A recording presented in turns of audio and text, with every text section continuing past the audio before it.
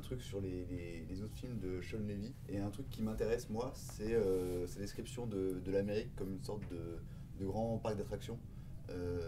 C'est-à-dire un monde clos fait de spectacles, mais de spectacles avec lesquels on va interagir, qui sont en fait un peu des spectacles-jeux, quoi. Donc il y a ça dans La Nuit au musée, bien sûr, puisque c'est ça en fait, le musée, c'est une sorte de grand parc à thème qui est l'histoire universelle. Euh, et donc il y a un personnage qui se retrouve là-dedans et qui va devoir se jouer avec toutes les attractions pour pouvoir en sortir, quoi.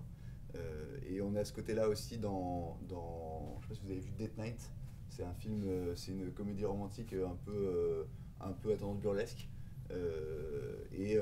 Pareil, en fait, c'est le couple qui est un peu, qui s'essouffle et qui va devoir trouver une renaissance en se perdant dans la ville de New York. Et New York est un peu pareil, un grand parc d'attractions.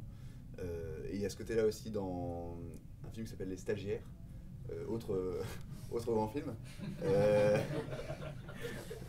C'est jamais nul. Hein. Non, c'est ça, on est toujours à la lisière, quoi. Non mais voilà, c'est vrai que Sean Levy il rend la lisière, quoi. C'est vraiment d'un côté le yes man absolu, et en même temps on sent que l'air de rien il essaye de mettre une petite patte dans ses films. Et donc dans Les Stagiaires, en fait c'est le monde de Google. Tout l'univers un peu pseudo-cool, capitaliste cool de Google, pareil, avec lequel ils vont devoir se battre, quoi. Et effectivement, sur le jeu, moi, maintenant que je revois ces films, j'en ai quand même vu quelques-uns, pas tous, ceux que tu viens de citer. Et effectivement, s'il y a un trait, je pense que c'est le jeu, vraiment. Juste si je regarde sa carrière, parce que c'est ta faute, hein, tu m'as initié voilà, l'œuvre Sean Levy comme une œuvre. Effectivement, je trouve que c'est le premier film, donc on a parlé de La Panthère Rose. Je pense qu'il s'est voulu burlesque au début, c'est le premier, donc jeu remake, Black Edward, je fais jouer Steve Martin, enfin c'était vraiment son truc. Et c'était peut-être pas la meilleure idée, enfin voilà. Et il est vraiment passé du burlesque, qui va moyennement, au ludique un peu futé, un peu concept. Alors c'est vraiment La Nuit au musée. Et voilà, je trouve que c'est une bonne. Mais justement, ce que je trouve intéressant sur le burlesque, c'est que en fait, il a toujours aussi voulu jouer entre c'est toujours des. Donc j'ai dit que c'était des gens qui étaient perdus dans des parcs à thème, mais c'est aussi des êtres vivants qui sont perdus face à qui se retrouvent face à des personnages qui sont soit virtuels, soit mécaniques, soit que sais-je encore. Non mais en gros, on voit bien dans La Nuit au musée, c'est des créatures virtuelles. Ici là c'est des robots. Et dans Les Stagiaires, c'est l'algorithme de Google. En gros, il y a toujours ce dialogue entre le vivant et le mécanique qui se prête bien au burlesque, normalement. Mais là, c'est plutôt. Ouais, c'est pas forcément cette voie qui est choisie, quoi. Moi, quand j'ai vu en 2011, j'ai vraiment vu à l'époque, alors pas contre Super 8, que j'aime beaucoup aussi, j'aime bien aussi, mais plus celui-ci. Et effectivement, je trouve que Super 8, on est quand même vraiment dans une logique d'hommage, hein, très élégante. Et alors qu'ici, il y a quand même il me semble quelque chose de beaucoup plus premier degré, il y a un aspect de vigueur, d'énergie quand même beaucoup plus frappant. Avec, je pense quand même une volonté effectivement vraiment de jouer le jeu, de faire le film pour enfants début des années 2010. Enfin, vraiment. Alors, pas à 100%, je pense que quand même, c'est pas un film naïf, c'est un film qui a une forme de candeur, mais qui n'est pas naïf. Il sait quand même qu'on ne peut pas faire un truc complètement années 80. Je pense qu'il est vraiment entre les deux. Et sur le côté naïf, finalement, ce qui est frappant, moi je trouve plutôt, c'est que c'est assez. Dès le début, c'est assez cru dans la manière dont le contexte est posé.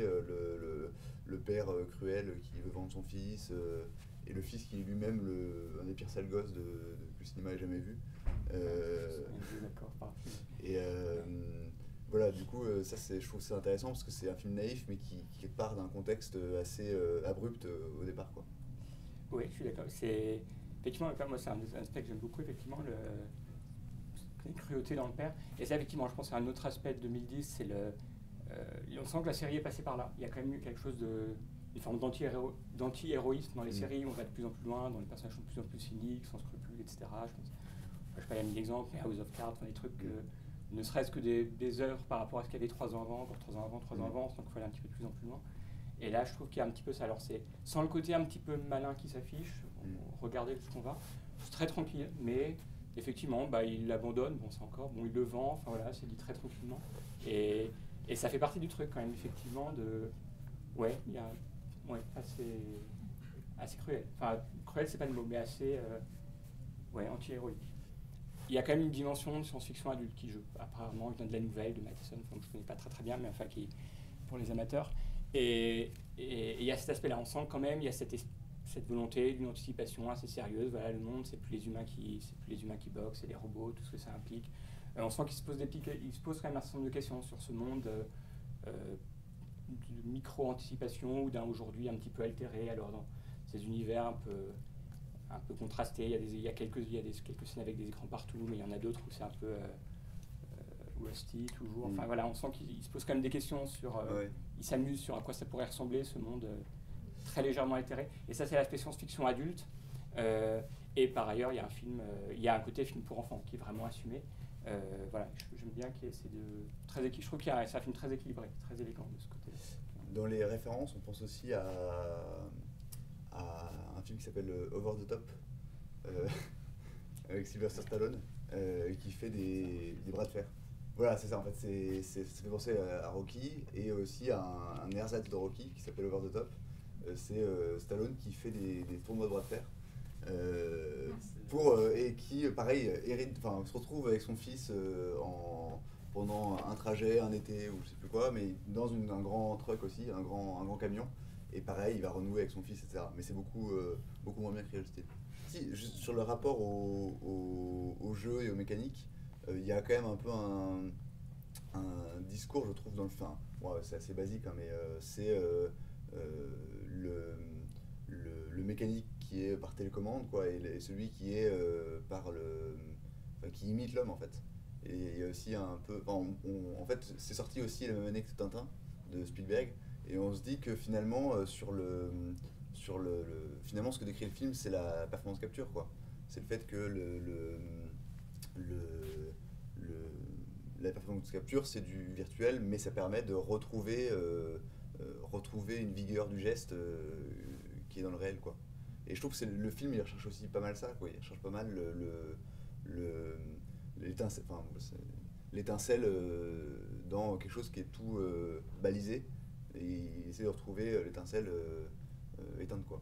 Même pour revenir à ce que tu disais juste avant, moi je trouve que la scène qui pour moi est parfaite, qui résume très bien ça, effectivement c'est le combat final, c'est la fin, et c'est quand ils activent, ils sont obligés, la fonction mimétique, et que le père se met à boxer. Ouais, ça.